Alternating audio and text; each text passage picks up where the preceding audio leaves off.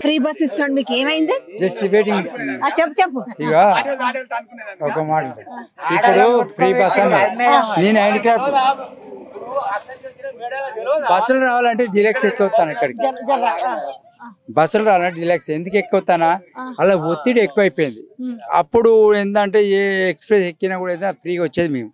అట్లాంటి దాని వికలాంగులను చూడక మాకు సీటు రిజర్వేషన్ సీట్ ఉంటుంది ఒకటి, ఆ సీట్ పక్క పెట్టిండు అని గుద్దుకుంటాను.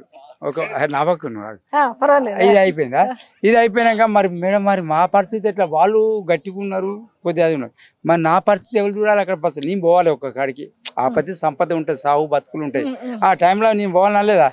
అన్ని మళ్ళీ డిలక్స్ ఎక్కితే వాళ్ళే కూడా ఎక్కువ టికెట్ అనగానే కథం పోతాను. దానివల్ల ఇంకో 30 రూపాయలు నేను పెంచుకొని రావాల్సి వస్తాను. ఇక్కడ అరే అన్ని తెలుసు, అన్ని మీరు చెప్పకండి. ఈ మొగోళ్ళ సీట్లు అని కాదు, అక్కడ వికలాంగుడా వృద్ధుల అనే సమస్య లేదు. తోసుకపోడా చీకలు పట్టుకుని కొట్టుకుండా ఇదే అయ్యో అంటావు నీకు తెలియనట్టుగా. ఇవన్నీ ఎందుకు అవసరమా? ఇవాళ పెట్టింది ఇంకోటి మహిళలకు. ఇప్పుడు వాడు ఇచ్చిన 6 గ్యారెంటీలు ఇచ్చిండు. 100 రోజులల్లా మొత్తం క్లియర్ చేస్తా అన్నారు.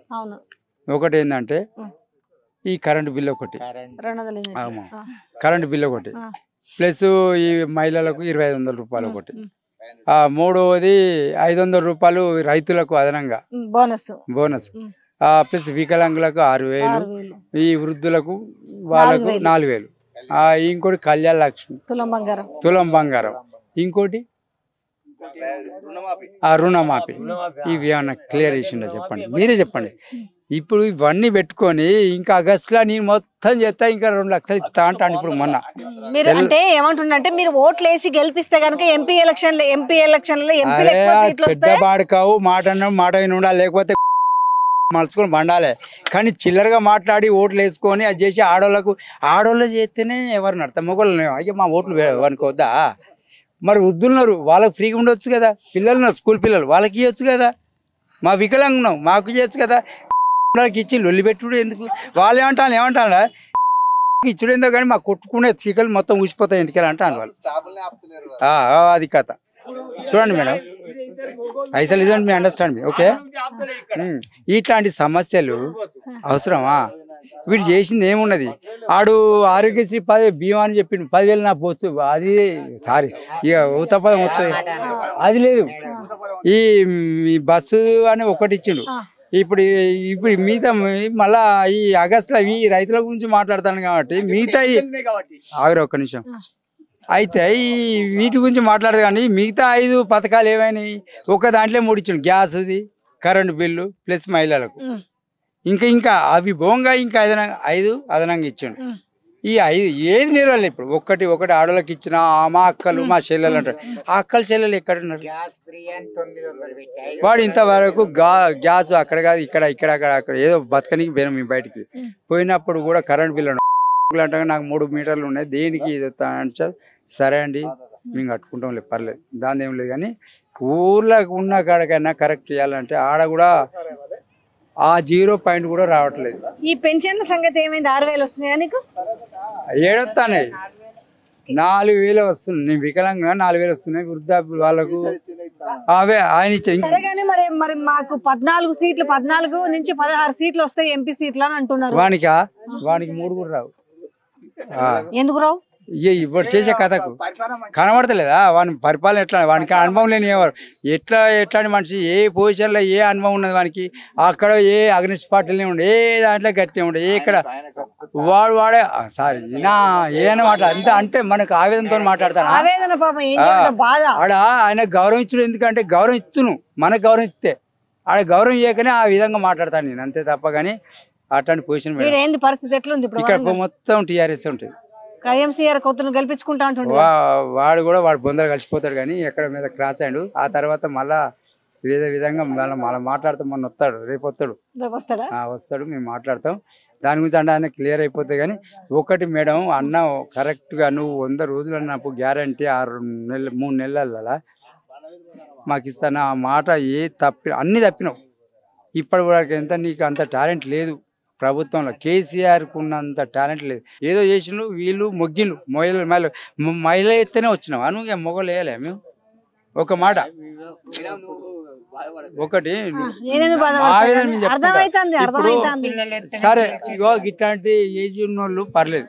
ఇప్పుడు మీ ఉంటే మాకు ఇది పల్లె వెలుగు అని ఎక్స్ప్రెస్ అని మాకు వాళ్ళు బస్సు ఇచ్చినప్పుడు ఇప్పుడు యూత్ అంటే ఏదో అడ్జస్ట్మెంట్ చేసుకుంటారు. చేసుకున్నప్పుడు మరి వికలాంగులు అని మాకు ఎమ్మెల్యే వాళ్ళు ఒక సీట్ ఉంటాయి కదా మాకు. ఆడ అరే నువ్వేరా పోసి మరి ఘోరంగా మాట్లాడతాను లాగా కొట్టుకుంటాను.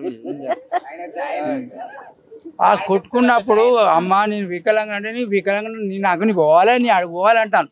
మరి నేను కూడా పోవాలి కదా అమ్మ అంటే అరే నీ సాధన అయితే ఎక్కువ లేదు ఆడికి పోరా అంటాను. ఏం చేయాలి అక్కడ? ఇప్పుడు నా బతికేం కావాలి? ఇప్పుడు నా మాట చాలా 99% తప్పే నేను చెప్తాను. ఒకటి ఇంకోటి నీ 3 నెలలు ఇప్పుడు 3 నెలలు అయిపోయింది కదా మేడం. డిసెంబర్ నుండి ఆల్రెడీ ఇప్పుడు మార్చి వరకు మనకి సరే మార్చి వరకు మనకి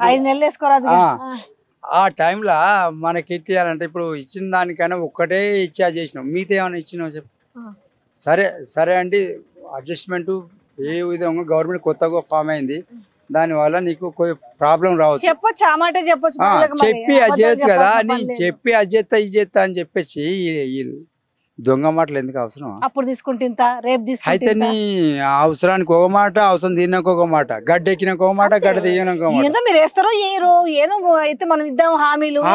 మరి గెలిచినావు కదా. మరి అప్పుడు అనిపేది ఆ టైంలో దబ్బన పుసుకుని నేను గెలుతానొచ్చు. ఆ పొజిషన్ లా వీళ్ళు అన్న మాట నేను మళ్ళీ నిలిపకపోతే పబ్లిక్ లేకపోతే ఇంటికే నేను చెప్తాను. ఆ పొజిషన్ అవసరమా మేడం? ఇప్పుడు ఒకటి ఎక్స్క్యూజ్ మీ, నేను అంటే చిల్లగా నేను చదువుకున్నాను నేను. అయితే ఆ పొజిషన్ లా నెరవేర్చడానికి నేను చేస్తా కేసీఆర్ 10 సంవత్సరాలు పరిపాలన చేసిండు, వాస్తవంగా చేసిండు మేడం. ప్రతి ఒక్కరికి ఇట్లాంటి అసౌకర్యంగా లేకుండా చేయలే.